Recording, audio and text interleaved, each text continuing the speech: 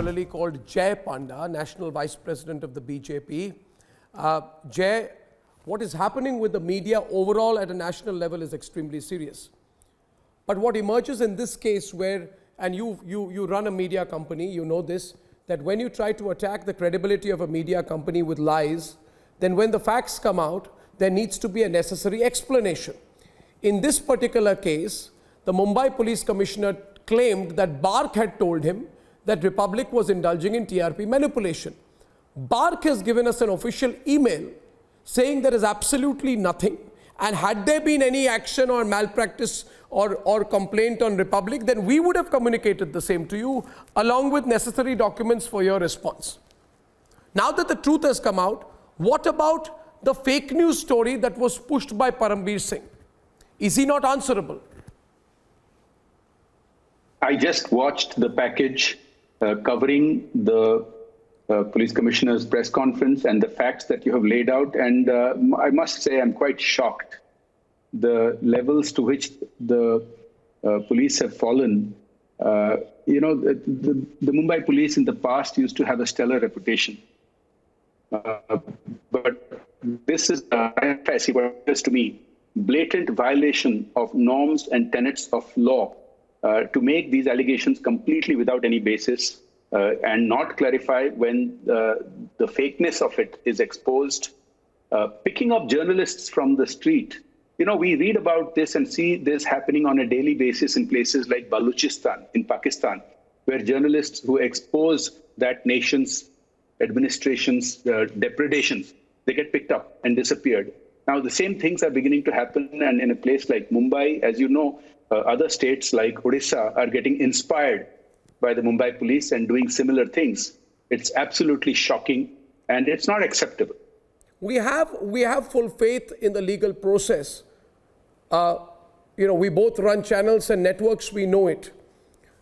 But there comes a point where there is great concern that we have right now of attempts by these forces to take our focus away from broadcasting the news to battling fake cases. So, Mr. Panda, is it not necessary that in unison at a national level, now that this malpractice and this crime of Param Singh has come to light, the worry is there will be many more Param Singhs elsewhere in the country. What is the way to take them on? We can take them on with facts, and we've got the BARC statement, but what about the other Param Singhs around the country?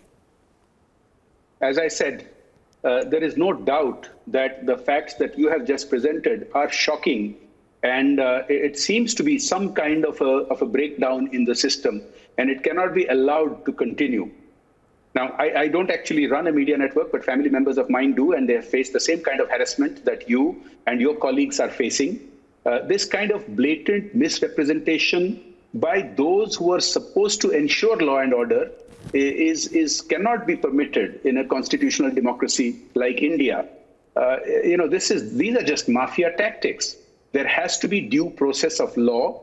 The courts have condemned this kind of officials doing press conferences when matters are being investigated or taken to the courts.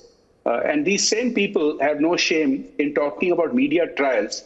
There would be no public demand for media trials if the police and the authorities did their job. Exactly. There wouldn't be, Jay.